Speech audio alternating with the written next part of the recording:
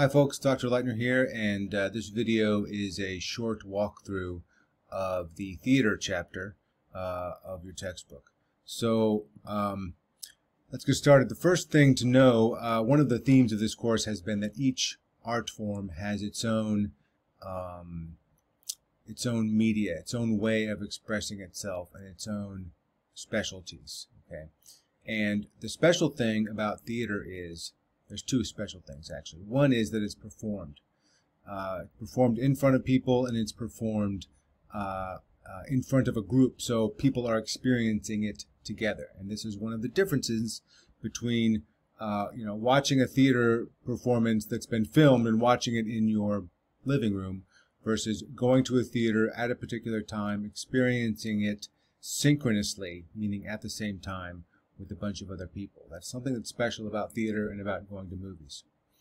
The other thing that is in theater but is not in movies is that the action is live, and that action and those words basically make up the stuff of the theater. Okay, so a lot of people think, if a play is written down, that might be theater. That by itself, to me, is not theater, because those words have to come alive. Very few playwrights, Shakespeare included, ever think that their plays will be read. They always think of them as being performed.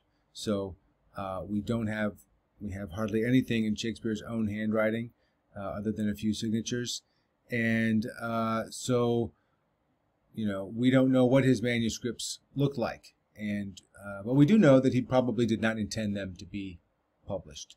And if you go back to the ancient Greeks didn't even write things down. Somehow they managed to pull off an entire play, write a play. I'm saying write. They never actually wrote anything down until about close to maybe 200 BC or so.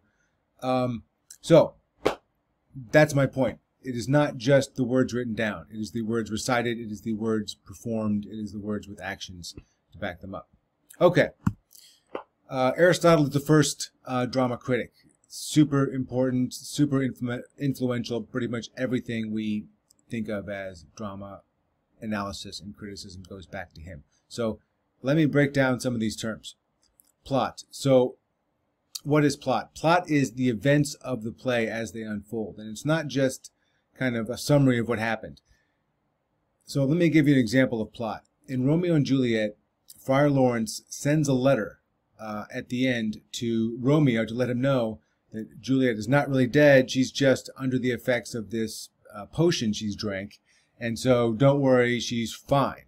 Well, that letter does not get to Romeo, of course, in time, and he finds Juliet dead.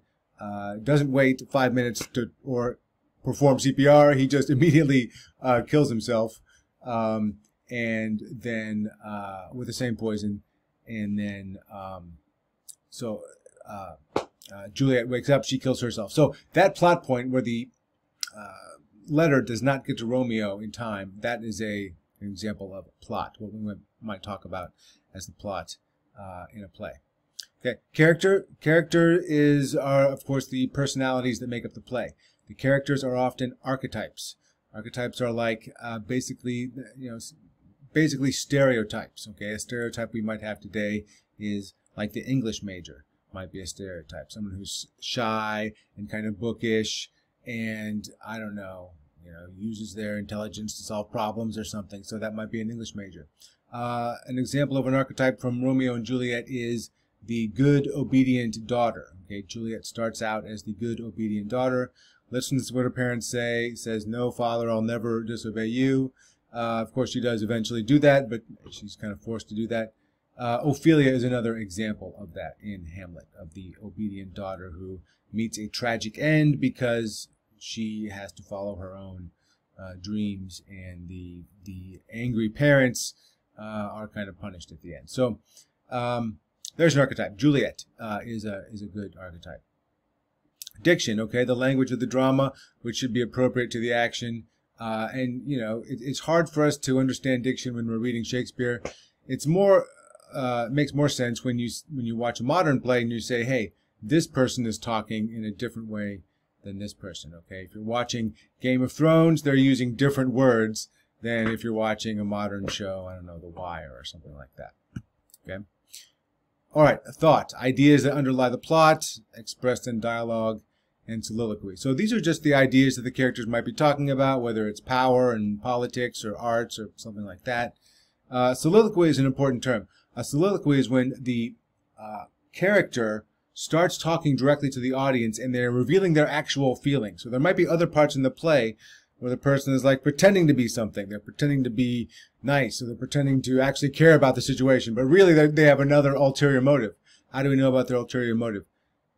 Sometimes the playwright will put a soliloquy in there and they will tell the audience what they're actually thinking. Okay, spectacle is the scenery, the places, the visual elements, okay, the props. Now, and here's an important point. We think of plays today with lots of props and scenery.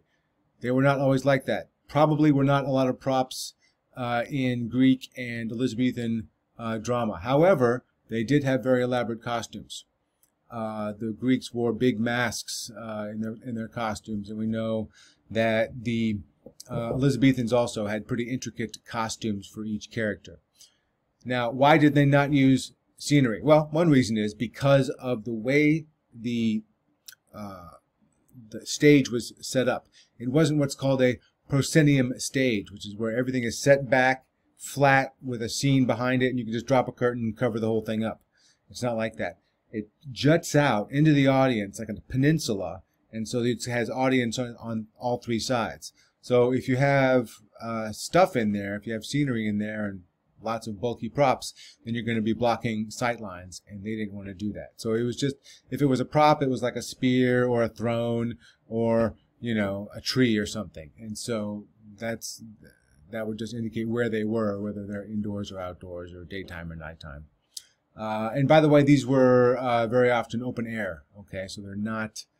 If it's something is dark, you know, if a scene is dark, they have to have something in the dialogue that clues the people in. Oh, this is a scene at night outside or something. So my only point about this is the stage is important.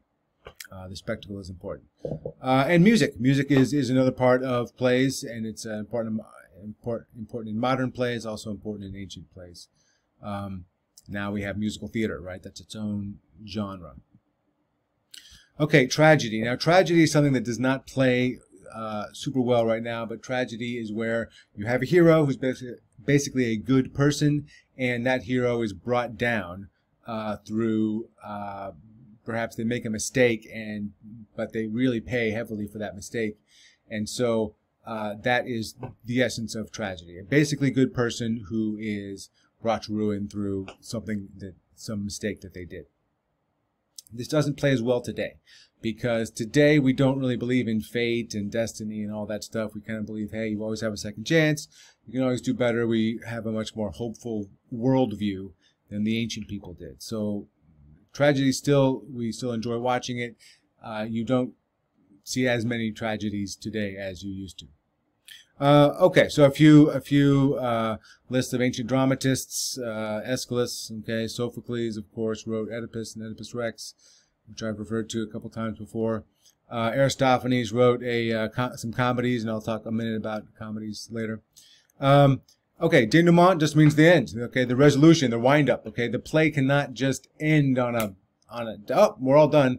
There has to be a wrap-up at the end, and you know, this is the Act 5. This is when either everybody dies or everybody gets married, depending on what it is. Okay, a recognition, a moment of truth, when the main character usually finds out the truth of the situation. That happens in Romeo and Juliet at the very end, when they both realize that in fact they're not dead. They do actually. Juliet actually comes to and kisses Romeo, and so somewhat of a positive ending there. A reversal, okay, when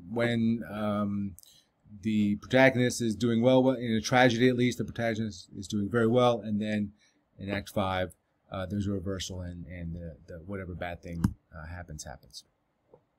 Okay, flaw in the character.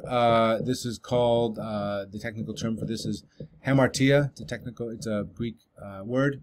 So the protagonist fails not only because of fate, but because of the disregard of some human limitations. There's some kind of vanity. There's some kind of proud mistake that the character makes that results in this negative conclusion.